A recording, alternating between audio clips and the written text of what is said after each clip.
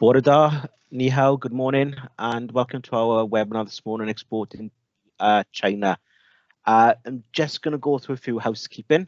Just by way of introduction, I'm Paul James. I work in the export team based here in Wales. Just for some of the housekeeping, if you can ensure your mics are turned off so we don't have any background noise, that would be great. Just to remind you that the webinar this morning will be recorded and then it'll be uploaded onto our Business Wales export zone. And also, if you've got any questions, if you can use the chat function to post any of those, that would be great. We can answer those as we go along. I'm really pleased to say we've got some great speakers this morning. We've got our offices over in China from Beijing, Chongqing and Shanghai. And we'll start off with Karen Sun from our Shanghai office. Also pleased that Jessica Zhang from China British Business Council has joined us. And also we've got a company today who's done a lot of exporting to the market, Kevin from Kotek. So without further ado, I'd just like to now hand you over to Karen. Thank you. Hello, good morning and good afternoon from Shanghai, from China. So for today's presentation, we'll give you just an overview of China and its economic relations with the UK. Then we will talk about the market opportunities we see and some of the trends. And finally, some advice on doing business with China. Well, let's start by looking at some figures of China. Sorry. China is the world's second largest economy, with GDP in total about $14.4 trillion in 2019. Last year's annual GDP annual growth is 6.1%. However, you all know that China is a big country. We've got a huge population of 1.4 billion people. So GDP per capita is just under $10,000, only 1/4 of the GDP per capita in the UK. The World Bank Ease of Doing Business score shows that in 2019, China climbed the ranking by 15 places to number 31. It is now higher than some European countries. Next slide, please. Well, UK has a strong economic link with China. China is UK's third largest trade partner. Bilateral trade outweighs that with Japan and Australia and New Zealand combined. Pre-COVID figures show broader economic links supporting over 100,000 jobs. UK is a top investment destination for Chinese investors, and capital investment over the last 4 years exceeded £9 billion and a pipeline forecast over £3 billion. At the same time, UK's FDI stock in China has also been increasing, with particular focus on energy, tech, and financial services. So basically, China is simply a country that we cannot ignore. Next slide, please. Well, this chart shows the import and export between the two countries over the past 12 months. To August 2020. Well, obviously the COVID-19 has great impact on the trade figures, especially during the last couple of months. The extreme increase by the UK's imports from China in July and August is largely driven by PPE. And for year to date through to August, the UK's export to China are down by 17.4%. Next slide.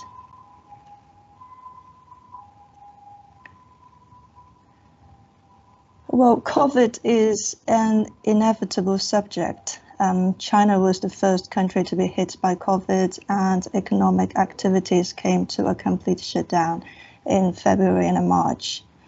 So as part of the country's economic relief policy to tackle COVID, China introduced plans of so-called new infrastructure. And that this includes like 5G networks, AI, Internet of Things, intercity high-speed rail, and more investment in research and development facilities. And at the same time, China is facing increasing trade tensions internationally, especially from the US. And due to the COVID, some other countries are talking about deglobalization, decoupling from China. Some have expressed concerns on too much dependence on Chinese supply chain, which causes great uncertainty for China's export-oriented economy. So in this regard, we see that the top leaders in China are talking about a strategy that aims to foster resilience by emphasizing the internal circulation of the domestic market over the external circulation of the global market. Both the new infrastructure and dual circulation strategies have a very clear focus on China's internal economy. And this is not new, really. Actually, these are in line with the country's ambitious long-term strategy of economic transition and moving China up the industrial value chain. I think some of you may have heard about Made in China 2025 from previous years. So only the current circumstances reinforced and accelerated China's process toward this goal. And the focus on internal economy doesn't mean that China has closed its door to foreign companies and investors. And actually, on the contrary, the country is still committed to further opening up its markets by lowering the market access barriers and actively expand imports of high quality services. We have seen more free trade zones across the country being set up, events and activities to promote imports, national level events like CIIE, China International Import Expo is a good example, just to encourage Chinese companies to buy products and services from international. So we do believe there are still opportunities for foreign companies to do business with China in the coming years. Only that I think the evolving trends and international circumstances will have wide-ranging implications for foreign companies if you want to do business with China. Companies will have to demonstrate your value to the local economy and need to be more adept in responding to the local market dynamics. You have to become more localized. For example, more expenditure on local research and development, more investment in the ecosystem of local partnership to gain access to the opportunities. So here we listed a number of areas that have emerging opportunities. Just bear in mind, this is just a list and it's by no means exhaustive. Next slide, please.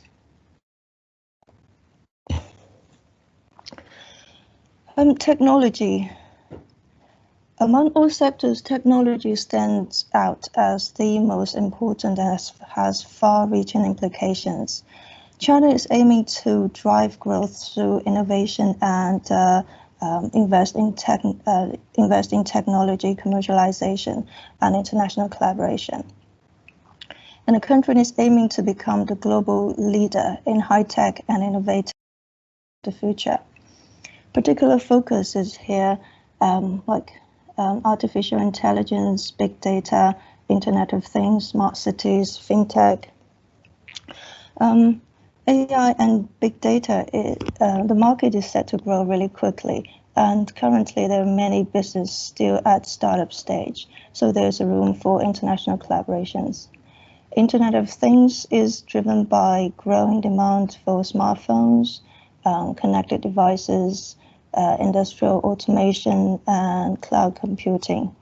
Smart cities, new urbanization is one of the key parts of China's current 5-year plan, and creating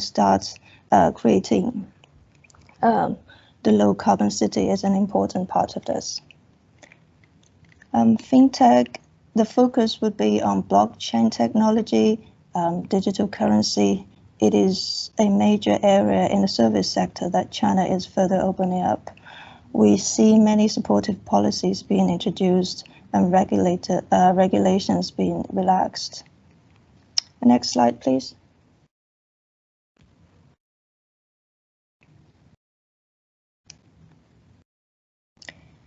Retail and consumer products. In China, the number of mid-income consumers are increasing, and people are willing to pay a premium price on safer, higher quality products. The COVID-19 to some extent reinforced this trend as people want to eat, live more healthily and strive for better quality of life. Online shopping is a major channel for retail businesses. China has nearly 1 billion internet users, and they are very savvy online shoppers. The Taobao, Tmall, probably you've heard of that. They are the leading online platforms, and there are many new emerging ones being developed. Cross-border e-commerce is gaining momentum during and after COVID-19 and is opening China's market for foreign exporters further. Recent tariff cuts and strengthening of e-commerce laws and regulations means that cross-border online sales will continue to grow. We hear the perception for the UK, or when people talking about UK, especially in the retail and food sector, people would think that UK has a very high food and drink standards, and the UK's reputation for consumer products. UK also has a very good a good reputation for excellence, for innovation, fashion, design. So this is a good market, great potential. And actually, we've seen a number of Welsh consumer products in the market already and are welcomed by the Chinese consumers. Next slide, please.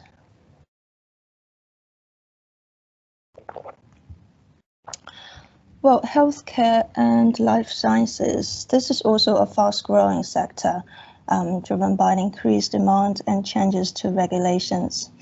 The outbreak of COVID and China's responsiveness to the crisis has put both strengths and weakness of the country's healthcare system under spotlight.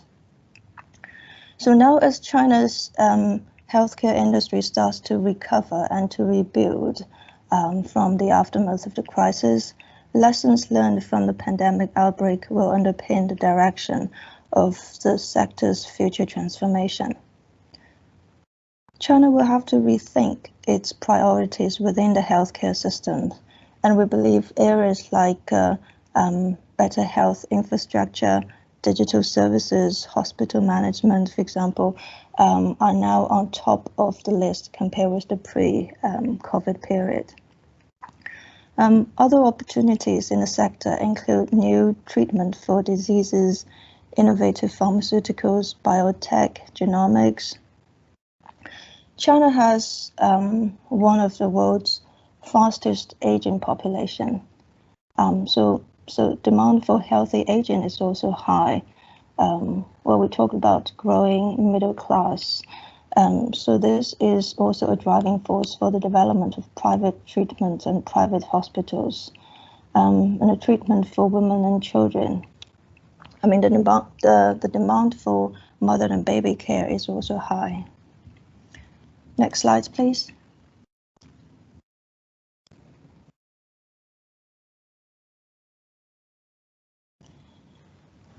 Education is a top priority in China, although it is one of the most heavily regulated industries. There is demand for scalable quality provision across the country. Key opportunities for international educational institutions include international schools, nursery schools, education technology, vocational education and qualifications, English learnings, etc.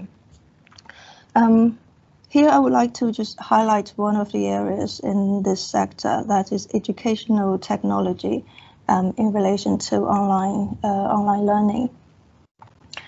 Online learning has already been quite huge potential and growing quite fast over the last years, but the COVID has pushed the needs further.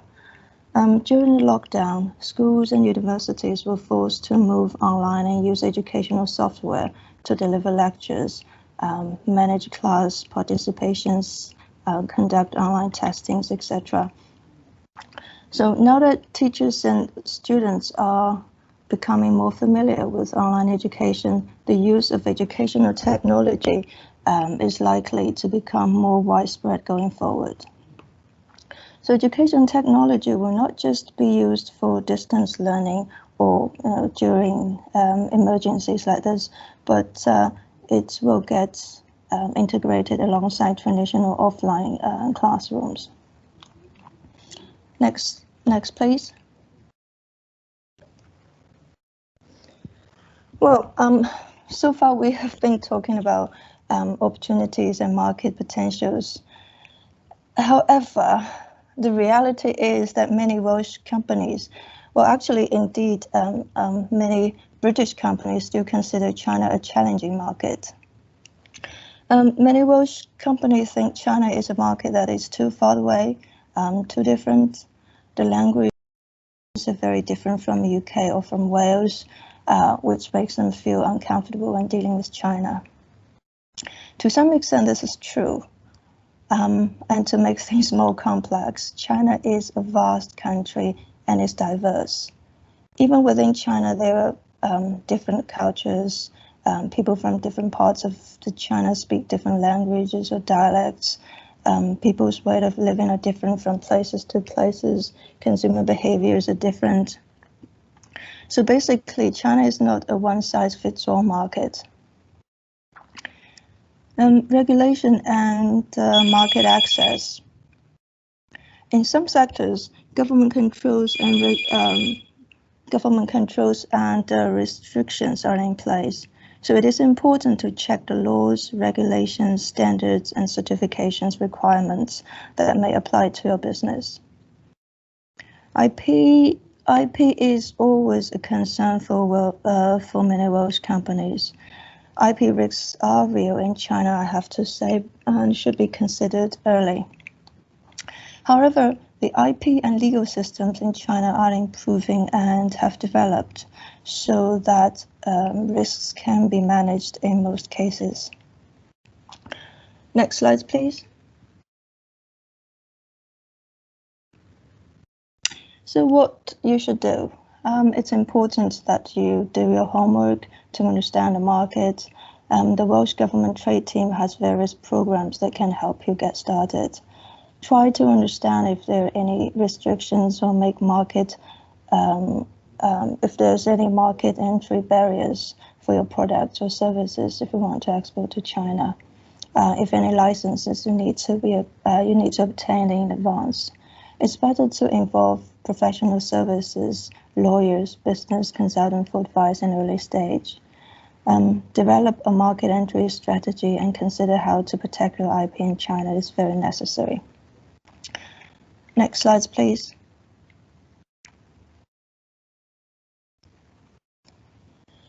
The most common way to export to China is to find a business partner who understands the market, knows the sector, and is willing to work with you to develop the market. A potential partner can be qualified by different aspects of their business, some of which are listed on this slide. Different companies will attach different weighting to each one depending on the views of its importance. However, there are some fundamental questions I think you have to ask yourselves. Questions like, are they capable? Not just measured by their financial performance, but the impression of quality of people and the organization. Are they willing? Do they have the appetite? Do they share your value? What's their motivation? But when you do decide on a partner, give them trust. Trust is very important. Your business partner has better connections and knows the market better than you do. So take their advice. Give them room to operate. rather than overprotect yourself and treat them as business competitors. Next slide, please. So you need to make commitment to the market. You need to visit markets regularly. You may join trade missions, attend trade fairs to meet and talk to contacts in your sector. Both Welsh Government and the DIT, the Department of International Trade, organize trade missions and delegations to China. So do take advantage of the opportunities because it helps open the doors for you, and also being part of the Welsh or the UK delegation, it gives you some certain credibility and helps you to raise awareness of a company in the market, or especially at this difficult time when international travel is not possible. There are virtual trade missions, online matchmaking events that can help you get connected with the market. You may want to adapt or localize your product and services to better suit the market. We talked about China is diverse and the market is fragmented. You may want to focus on specific region or develop different approaches to different region. You need to be patient and persistent. It takes time to build a relationship and develop the market. Leverage British or Welsh reputation. Remember that Wales is part of the UK. Do take advantage of this because UK does have a good reputation in China for its innovation, its technology, design, high quality services. The next slide, please. Also, if you are considering exporting to China or even just to gather some basic information, feel free to get in touch with us. We have 3 offices in China, Beijing, Shanghai, and Chongqing. We're here to support you on the ground. We've got a team of 5 people at the moment. Next slide, please.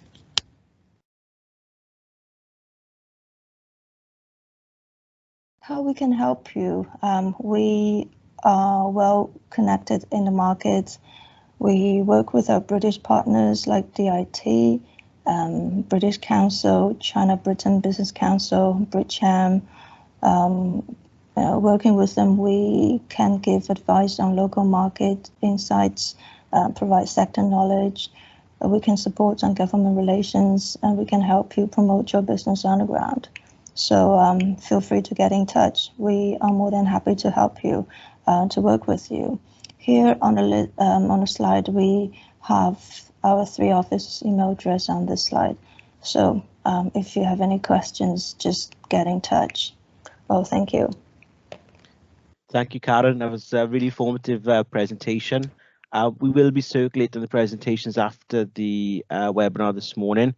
And for those of you, one of the points Karen made about visiting the market and connecting the market, we do run regular trade missions to China, and we will be sending a link after the webinar to a list of all our overseas trade missions, which does include a visit to China early in 2021.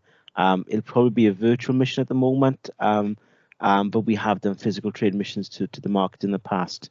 I'm pleased now to introduce Jessica Zhang from the China British Business Council. Jessica, if you would like to go to the next presentation. Thank you. Sure. Thank you, Paul, and thank you, Karen, for a very comprehensive introduction of the China business environment. I will try to match you all for now. So my presentation will focus quite similar to what Karen's been covering, China market opportunities and challenges, but I will try to go further into details for you to show you the sort of landscape of business in China. Next slide, please. Thank you. So very quickly, this is basically the agenda for my presentation. I do have about 22 pages, so I'll try to speed up, try to finish the task within 15 minutes. Thank you. Next one, please. Next slide, please. Thank you. Thanks. So this is, oh, sorry. Can we go back to the map of China, please? Thank you. Right. So this is the China map. As you all know, China is a huge country. Very often we tell people we cannot really take China as a single market. We have to take it as a continent. Every single region is different. Just to give you some sort of figure, there are 7 provinces within China got a population greater than the UK. So the opportunities for businesses are huge. The other thing to mention is we also got 160 cities, well, more than 160 cities with population over 1 million. So we always tell companies in the UK, even if you have 1% of the market in China, it's a huge opportunity. Of course, China has been developing for the past 20, 30 years. Lots of foreign companies got the concept of going to the big cities like Beijing, Shanghai, Shenzhen, Guangzhou. But we have to mention Chinese sort of market is now becoming a cluster of cities. So we got basically 4 tiers. The first tier is Beijing, Shanghai, Shenzhen, Guangzhou. The second tier for the inland. Third tier, smaller cities for the going for the northwest.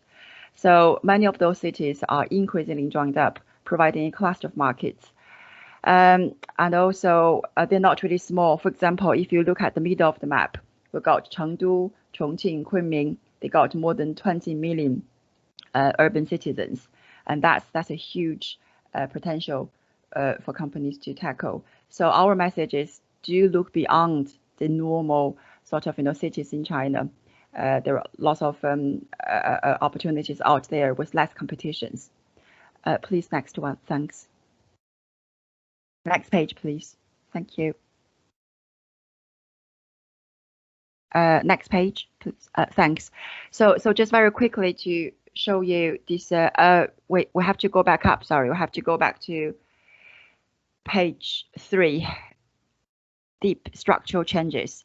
Just very quickly to show you the how China come around to what is now. So back in the 1980s, 1990s, China started the open door policy, which is open the country up for foreign investment and encouraging development of market economy and the private sector. So that's a huge shock to the sort of old Communist Party planned economy model. And as you can see, people used to be on bikes, a very basic rural form of agriculture, and a very labor-intensive, low-value sort of industry. And then as we move into the 2000s, China, well, with the biggest news that China joins the World Trade Organization, China has been transforming itself quite dramatically and quickly. As you can see, we've got better infrastructure. Of course, the price we pay for that is the sort of polluted environment. But then in terms of manufacturing capacity, we're getting better and better.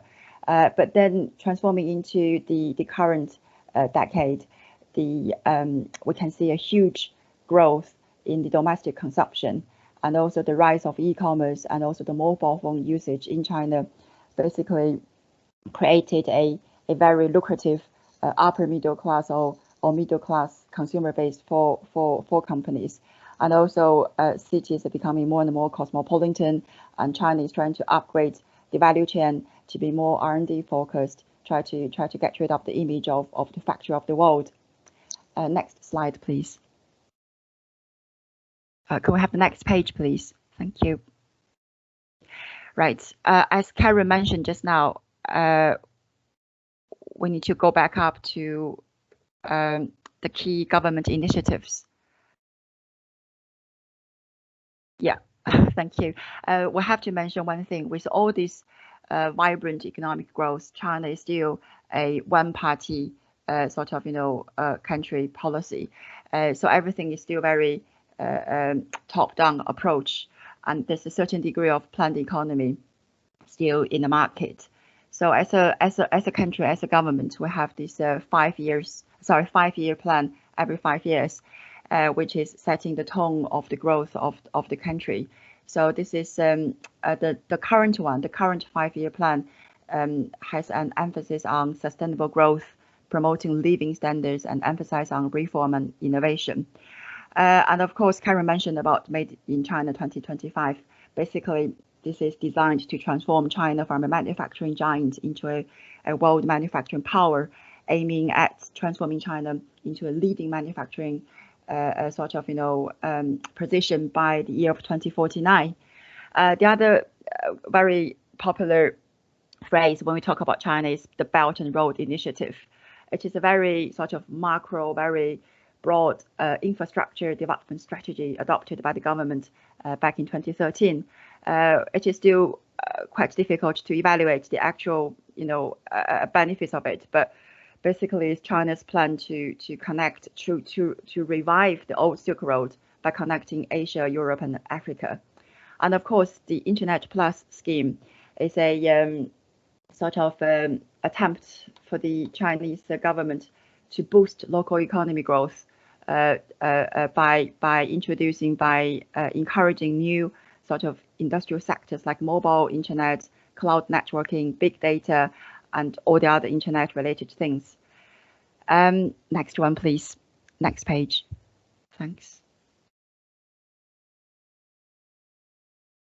Can we go for the next page, please? Thank you.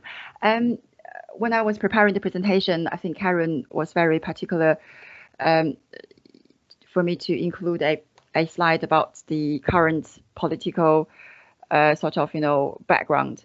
As you know, the US-China trade war has been going on for quite a long time. It's basically the world's two biggest economies, locked in a very bitter trade battle, and it is still sort of ongoing. Having said all this, there was some progress has been made in January this year. I think the two countries signed something called a Phase 1 deal. China promised to boost US imports by 200 billion above 2017 level, and also trying to reinforce the intellectual property rules in China. However, there's no clear sort of timeline for the Phase 2 deal being agreed. And of course, all this hot topic of Huawei, TikTok, WeChat. So it's a very interesting event for us to actually witness. And the other thing is the UK-China relation is very interesting. I'm sure you all know back in 2015, the Chinese president, Mr. Xi, came to visit the UK. And at the time, I think there's announcement about the golden era between UK and China. But however, things started to change slowly after that. So there are lots of complications within the political context, including Hong Kong, the Huawei 5G decision, and above all of this, Brexit, of course, is a huge topic because it's quite tricky. China can be a very important partner after Brexit for the UK. So how UK as a country to leverage all these key partners is quite interesting.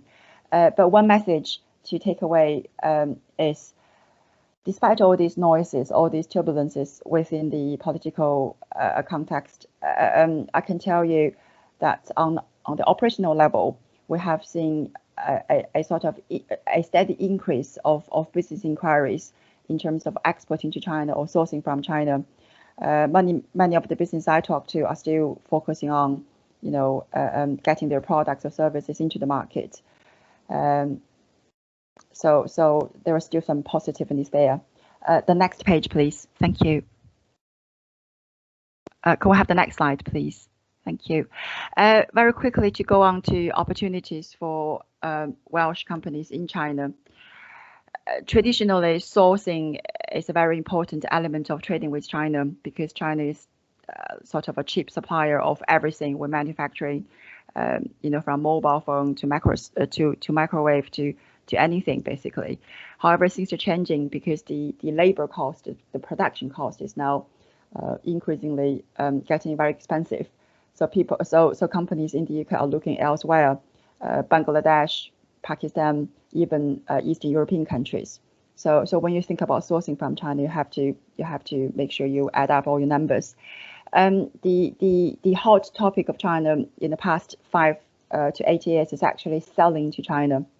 There is a huge opportunity, as Karen mentioned before, in particular in service-oriented sectors, in consumer goods related area, mother baby goods, personal care, that type of thing. However, China is no longer a very easy market to get in. The consumers, the buyers, the businesses there are quite complicated and very sophisticated. They have seen lots of different offerings from different countries, America, Germany, everywhere in the world. So you have to have a unique selling point. You have to have high quality. You have to know the know-how. So the key sort of message is we need to focus on high volume rather than we need to focus on high unit price rather than high volume and low cost. And you have to bear in mind it is very competitive in China. Next page, please. Next page, please. Thank you. As Karen mentioned, there are lots of companies in Wales are doing really well in the consumer sector. One of the key channels into the Chinese consumer is e-commerce. Just a few basic figures to show you how promising the market is. We have approximately over 300 million middle-class consumers in China, compared to the 92 million in the USA. And of course, the household income is due to increase from one sterling trillion, in 2012 to 2.7 trillion in 2022. So the gap is huge. There are lots of things we can do there, and also therefore we have an upper middle class sort of consumer emerging from China. And you can see from the pictures, every single luxury brand is setting their presence in China, and the Chinese consumer has the reputation of spending money very passionately. Next page, please. One thing to mention is the Chinese tech ecosystem is completely different from the UK or from the West. As you can see from the picture, we got three major logos, the brand name. The first one is Baidu, which is the sort of search engine, the equivalent of Google. And then the middle one is Alibaba Group, which is owned by the famous Jack Ma in China. He's the equivalent of the Amazon in China. And then which is providing an online shopping platform. Then Tencent, the last one, is actually the sort of leading brand in China for social media. So when companies think about getting to Chinese e-commerce market, you have to understand the ecosystem in China is definitely, you have to reinvent everything for the Chinese market. Next page, please. Just very quickly to show you the, as we mentioned before, the e-commerce landscape in China is very different from here. However, there are certain fashion brands like ASOS and Net-a-Porter. They actually managed to get into China on its own, and also UK is almost a polar opposite from China, because China's market is more dominated by the brand like Tmall, JD.com, VIP. Even Amazon has a very, very small market share in China.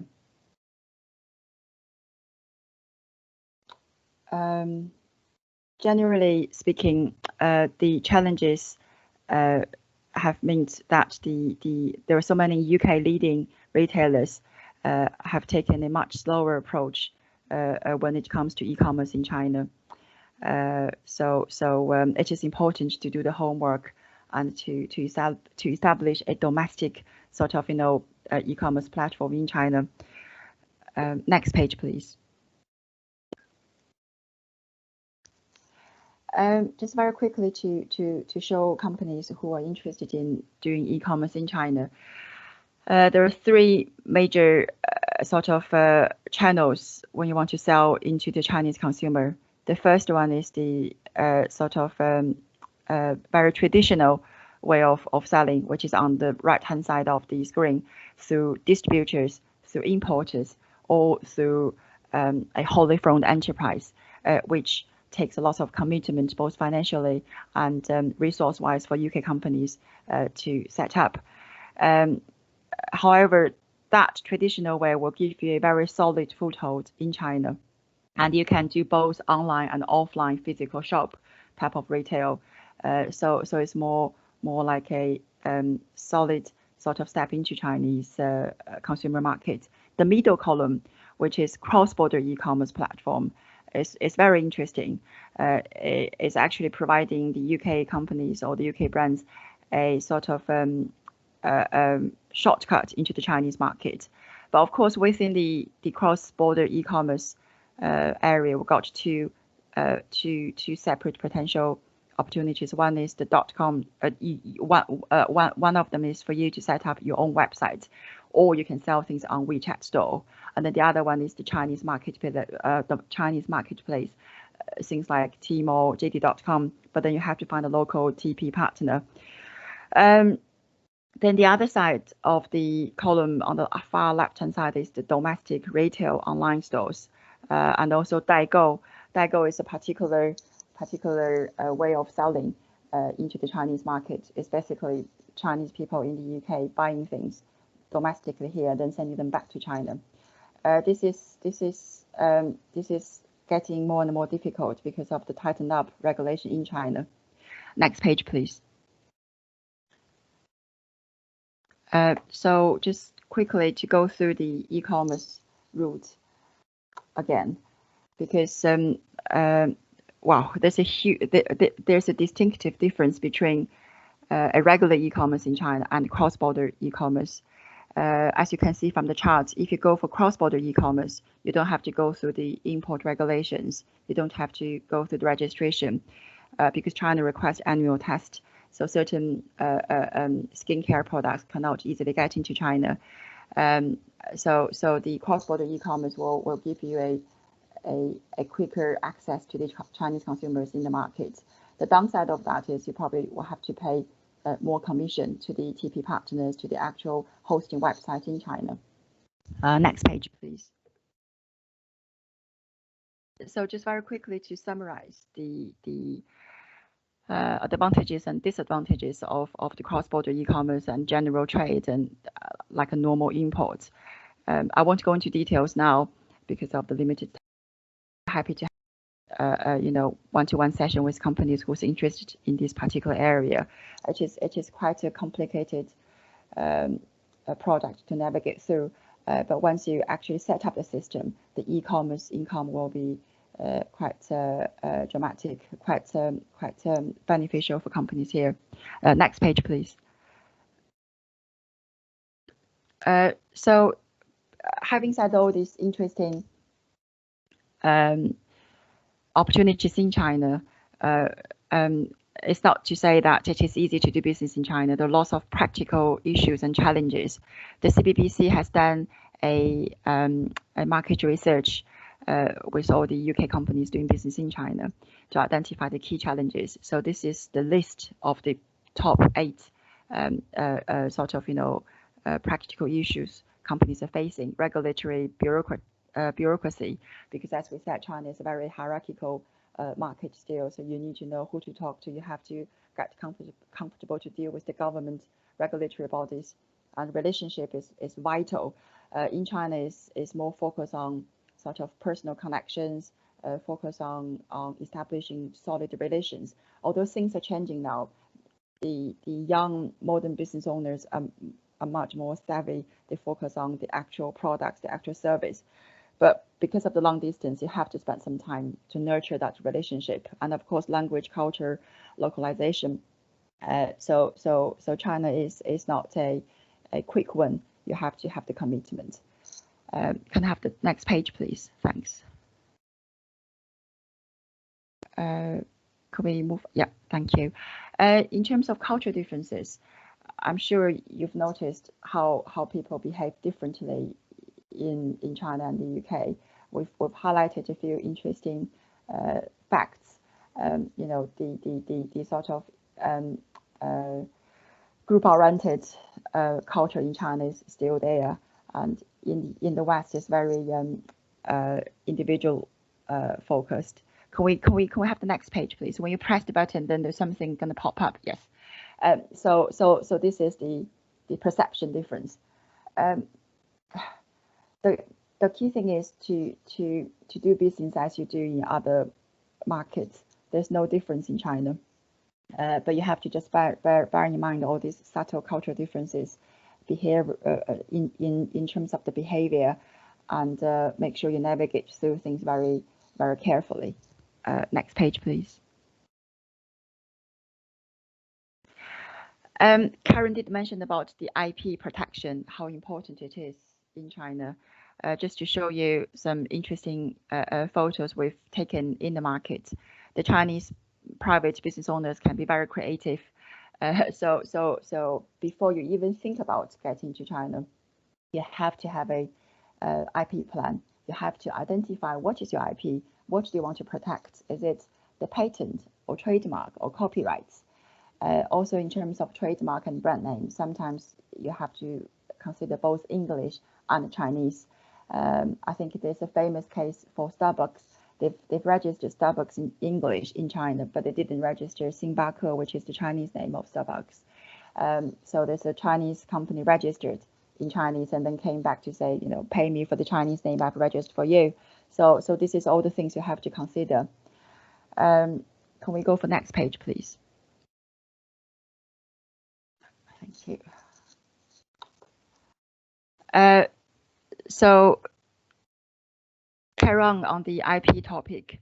As we said before, you have to choose the partner very carefully. Are they trustworthy? And how do you design the IP ownership between you and the Chinese partner?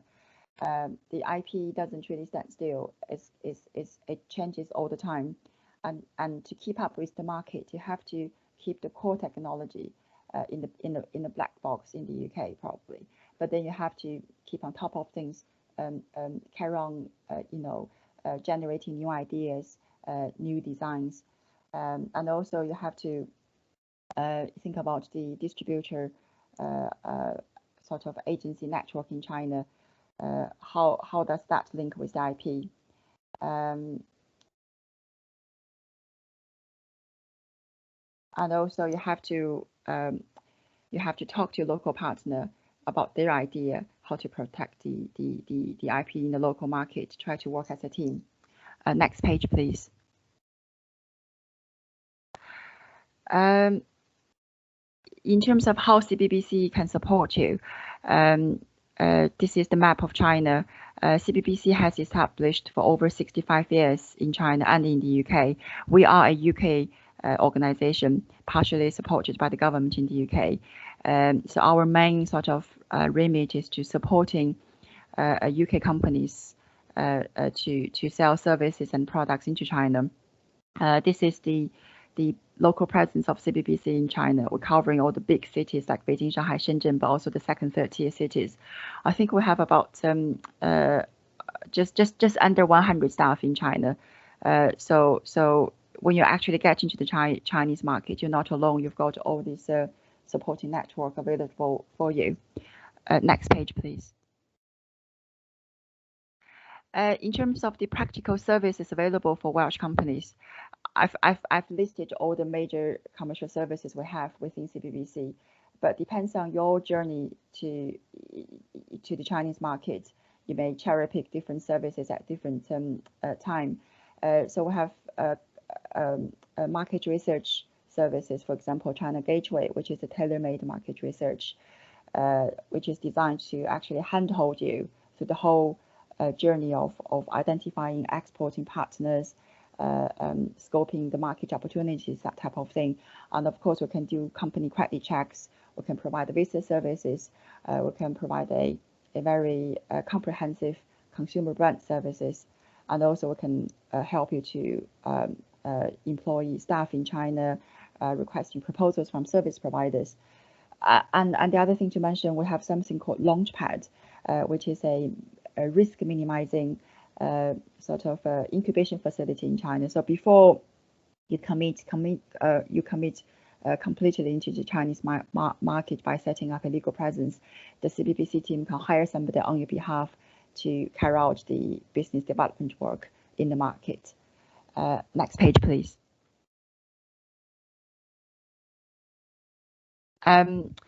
Apart from the sort of core commercial services, Karen and Paul both mentioned about the importance of physically being in China, doing the trade exhibitions, trade missions, and learning about the Chinese sort of, trade knowledges. So we have lots of different activities geared around that type of experience. So we have a China Digital Business Clinic, which we run almost every single month in the UK and in China. And we do organize different business master classes, focus on different topics, different areas of doing business in China. And of course, we organize delegations from here, from UK to China throughout the year. But this is all pre-pandemic, of course, but hopefully next year things will pick up. So very often the trade missions will either be a general cross-sector one or a sector-focused mission. The beauty of the trade missions is you will be actually physically meeting the potential partners, which is all pre-arranged by either the Welsh government team or the CBBC team. And the other thing to mention is we do have lots of delegations coming in from China all the time. Sometimes they're from different regions, from different sector backgrounds. So it's a good opportunity to do business matchmaking when the Chinese company is actually physically in the country. Next page, please. CBBC also is a membership organization. Currently, we've got over 1,000 corporate members in the UK and in China. As you can see from the logos, they're ranging from the big players in the market, large corporations, to a very small, medium-sized private company. And they cover all different sectors. So it is important actually to get into this China business network. Next page, please. I think that's the end of the presentation. I hope you found it useful, but I will be around later for questions and answers. So thank you so much. Thank you, Jessica. That was really good, especially on the IP side. I'm going to quickly hand over to our case study. That's Karen from Kotak Sensitizing. Thank you. Hi, this is Susan from Welsh Government Beijing office. Kevin, and thank you so much for joining us today to share your experience of doing business with China. Hi, Kevin. Hi, Susan. Sorry for the delay. Thank you very much for inviting me. We appreciate it. Yeah. So would you like to start by introducing briefly about your business first? Yes, of course, would love to. Kotak Filters, our business was established in 1979, so we're in our 41st year, with exports always being a priority for our company, even back in 79 and through the 80s and 90s, etc. We manufacture lighting filters in Tredegar, South Wales for the motion picture and broadcast lighting industries. Our lighting filters correct and soften production lighting in the production of movies and high quality drama, and also used in live entertainment industries such as theatres and live events, etc.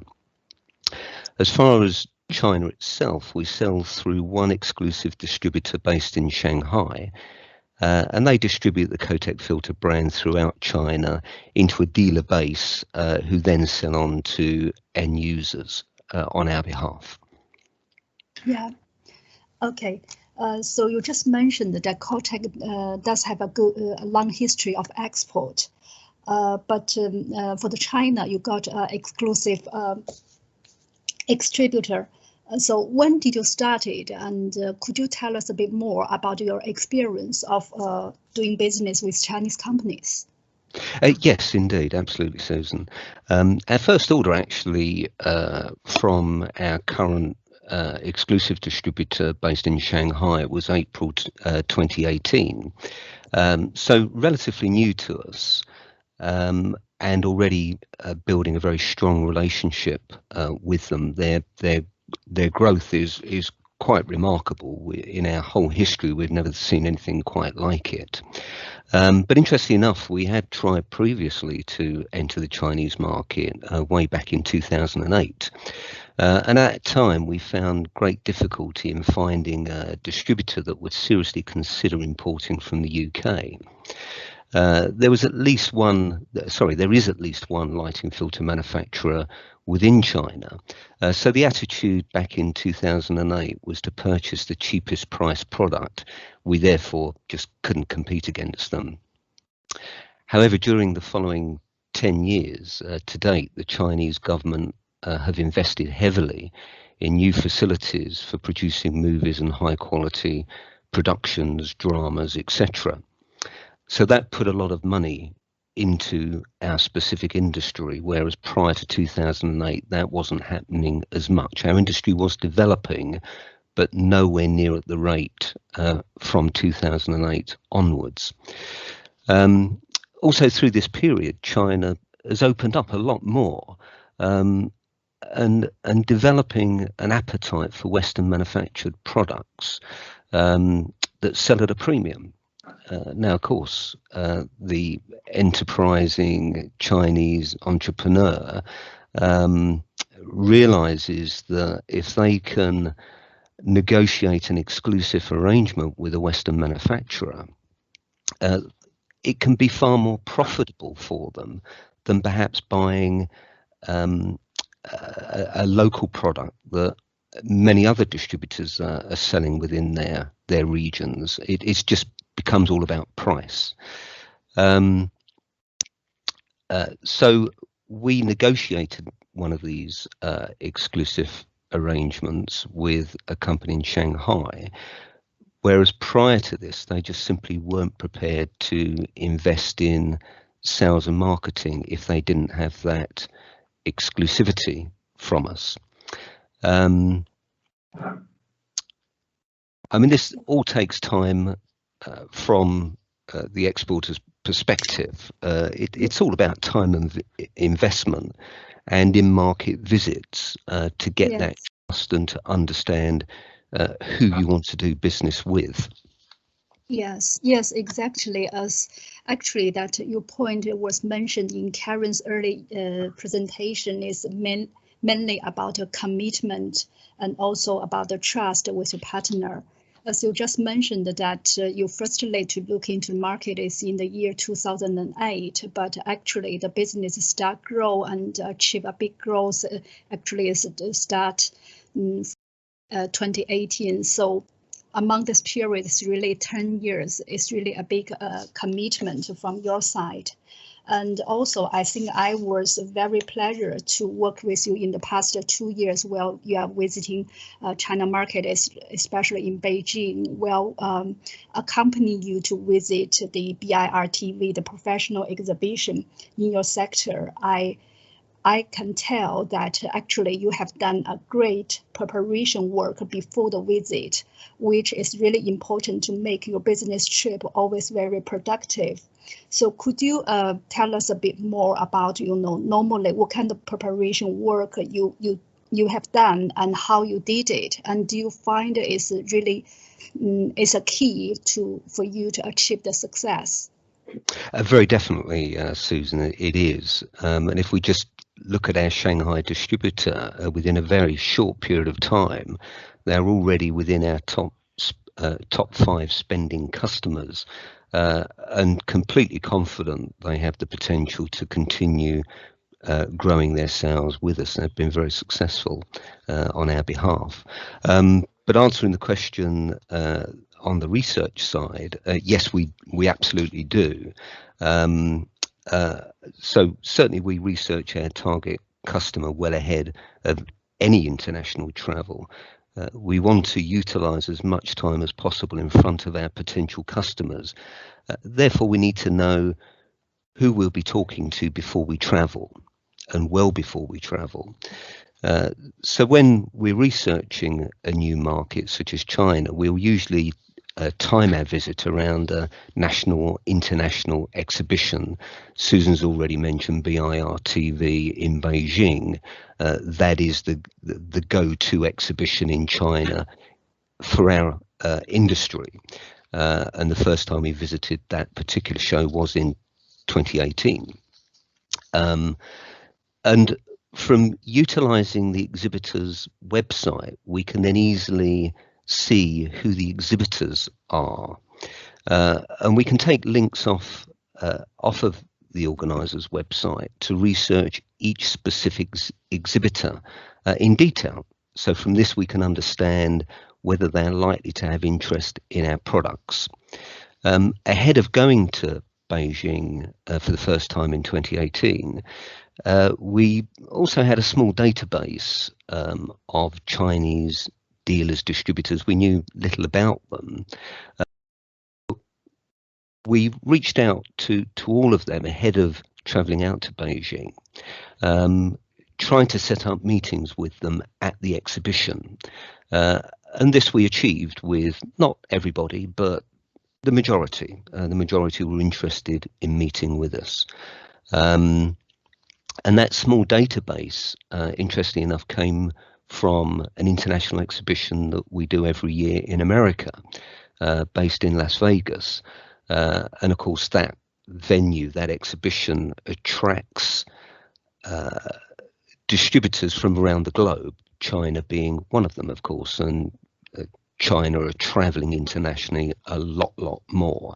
So we'd picked up a few leads from that exhibition, but weren't doing any significant business with any of them. So this gave us the opportunity to meet them in at least their own country, maybe not go and visit them in their offices, although one or two we did, because as already been discussed this morning, is China is such a large country. So we made appointments with as many of these companies as we could, and we arranged to meet at their booths or within the halls during the period of time the exhibition was on. And then also what we do is, arriving at the exhibition, we'll go through the exhibitor listing, so checking our notes to make sure we haven't missed any potential customers that we could be talking to. If we have them, we'd add those to our listing. And frankly, from there on, it's all about legwork. It's putting the hours in and putting the miles in, walking around booth to booth to booth, talking to people. And Susan, I know that you walk round the halls with us. In fact, 2 years running, so you know what that's like. And from there, it gives us a sense of the business, the people, and whether we feel that they had the potential to do the job we wanted them to do within China, and also gauge their interest in our company too. So from there, you can create a short list of who then you want to go on and talk to on a more serious basis. Yeah. Thank you so much, Kevin, for the detailed introduction about how you organize the business meetings in advance before the business trip and the exhibitions. Actually, I was lucky to be personally witnessed, that everything has gone through after a good preparation, and which shows it's very efficient and productive. So I think we have talked up enough about the positive things, but I assume during the whole process of dealing with China, apart from the commitment, the trust, the good preparation work, there must be some challenges you have encountered. So what's the biggest challenge have you found so far, and how did you tackle with it? Yes, you're quite right. There are challenges that we hadn't faced previously in the different export markets that we traditionally have served. Currently, we export to about 45 countries around the globe, but we consider China to be one of the most successful of all those markets, simply because it's one of the most challenging and satisfying in equal measures. So looking back in 2018, we were supplying 2 distributors at relatively low volumes, one in Beijing, the other in Shanghai. And actually, Susan, you met both of those companies during our first visit to BIR-TV. What we didn't understand at the time, both of them were demanding early on exclusivity on our brand. Initially, we didn't understand this. Why would that be necessary? They both explained to us that they would not completely commit to our brand if they did not get the exclusivity and would not market our product in the Chinese market and invest in our product within the Chinese market. And that's quite unlike our Western markets, who do generally accept, depending on the size of the country, having more than one distributor. It seems to us in China, as far as we can understand, that each distributor that's selling the same brand will continually undercut each other, which of course takes the profit out of the product. Hence, under these terms, there is an unwillingness to invest in sales and marketing. So we had the difficult choice of who do we choose? Do we choose the Beijing company that seemed very professional, or the Shanghai company that seemed to be more laid back, more relaxed in their approach to business? In the end, we picked the Shanghai company.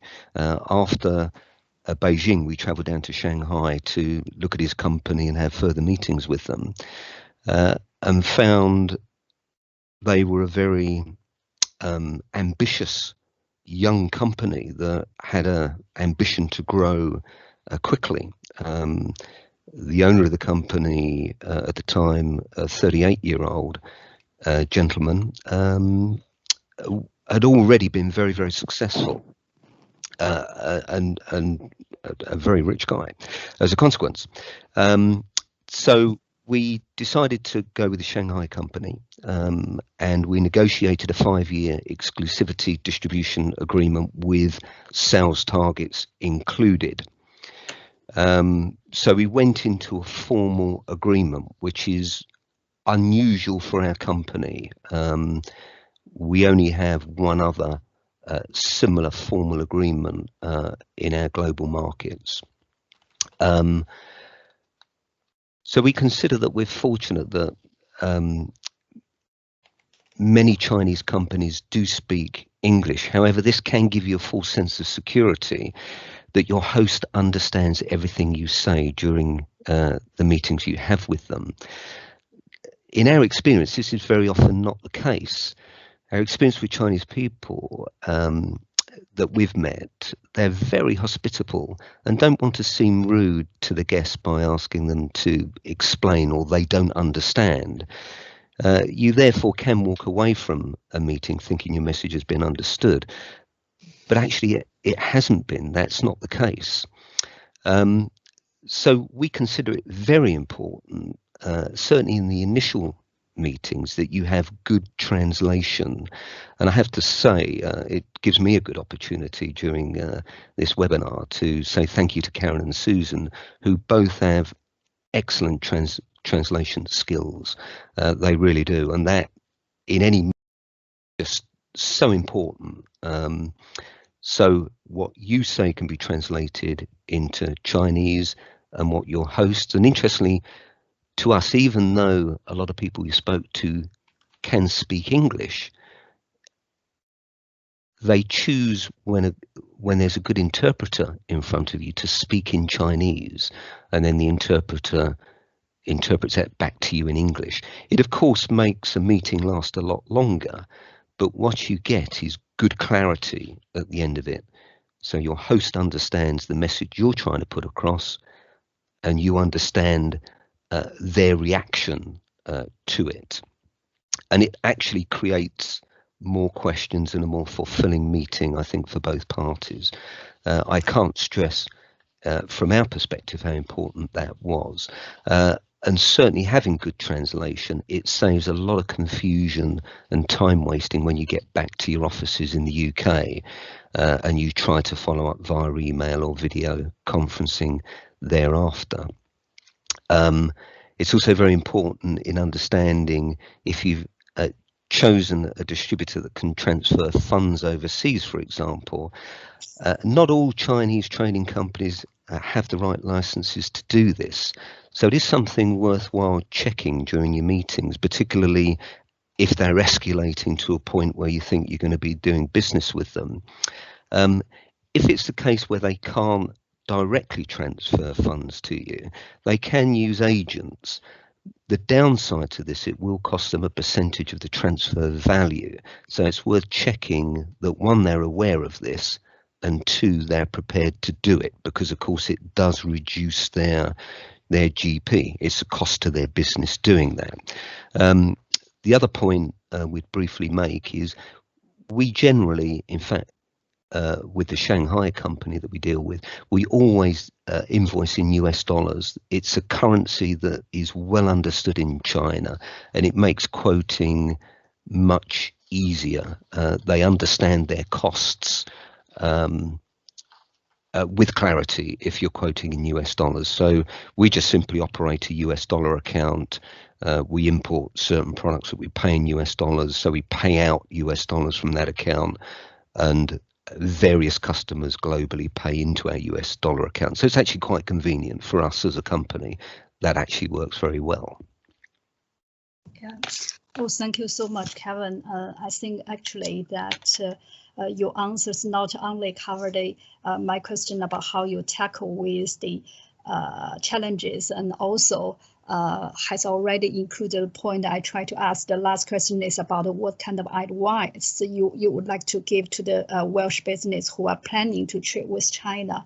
That's really, helpful and valuable. And I can conclude, I think, from your experience that you think to a good communication with the company, not only, thank you for the compliment to me and Karen, but I think it's really what we're supposed to support any Welsh business who are coming to China to export or trading. And apart from the interpreter, I think a good communication also include to make the company understand your product well, and also you share the same value and ambitions, and also you have already included advice about how to code, how to manage the payment, international payment. It's really informative, and I'm sure that the Welsh business here will find all this useful. Thank you so much, Kevin. Thank you for taking time today to share your experience of doing business with China. And I'm sure the Welsh now have an idea how to do business with the China, and what they are going to expect, and what kind of homework they need to do before entering into the market. Once again, thank you, and let's stay in contact, and you keep safe and stay well. Thank you, Susan. If we have time, there are two more points that I could cover. If we don't have time, then I fully appreciate that. Kevin, it's Paul. It is. We are kind of running out of time here. If you can do them in 2 minutes, that'd be perfect. Right, I'll whiz through it.